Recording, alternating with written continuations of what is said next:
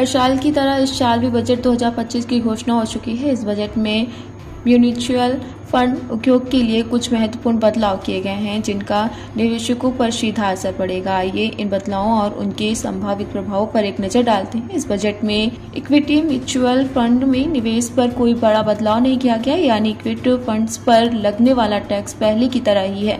यह निवेशकों के लिए एक राहत की खबर है, क्योंकि किसी भी नकारात्मक बदलाव से बाजार में अस्थिरता आ सकती थी। हालांकि कुछ जानकारों का मानना है कि सरकार ने बाजार को और अधिक आकर्षक बनाने के लिए कोई विशेष प्रोत्साहन नहीं दिया। म्यूचुअल फंड उद्योग लंबे समय से टैक्स में कुछ राहत की उम्मीद कर रहा था, जो इस बजट में पूरी नहीं हुई।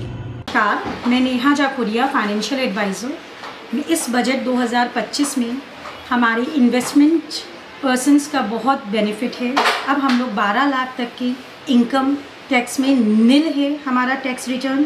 तो इस वजह से हम लोग के इन्वेस्टर्स को अधिक टैक्स सेविंग करने का मौका मिल रहा है। पहले 7 लाख पे हमें टैक्स पे करना होता था, 7 लाख से ऊपर की इनकम पे, लेकिन अब ये 5 लाख का जो डिफरेंस है वो एक मिडिल क्लास के लिए बहुत बेनिफिट हो गया है। तो इसलिए हमारे इन्वेस्टर्स भी बहुत खुश हैं।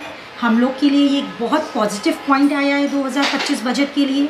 इस चीज़ के लिए मेरे लिए बहुत बहुत धन्यवाद हमारे श्री नरेंद्र मोदी जी को, हमारे फाइनेंस मिनिस्टर। Thank you. मैं नेहा जाकुरिया, फाइनेंशियल एडवाइज़र, कानपुर नगर से हूँ।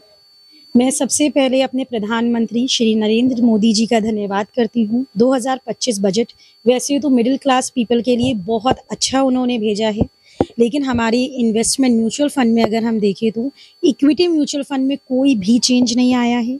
लेकिन हाँ, डेब्ट म्यूचुअल फंड में एक चेंजेस ये हैं कि अगर अब हमारे पास कोई भी कैपिटल गेन नहीं लगेगा, जो भी इसमें हमारा टैक्स आएगा वो नॉर्मल हमारे इनकम टैक्स में गिना जाएगा। इस वजह से थोड़ा सा डेब्ट म्यूचुअल फंड वालों को दिक्कत हो सकती है, क्योंकि उनके ऊपर टैक्स का बर्डन ज़्यादा आ सकता है। बाकी वैसे पूरा बजट हमारा बहुत अच्छा और बहुत फ्रेंडली आया है। मिडिल क्लास लोगों के लिए सबसे अच्छा है। अभी तक हमारी टैक्स स्लैब 7 लाख तक की निल थी, लेकिन अब हमारे पास 12 लाख तक का निल टैक्स फ्री इनकम है।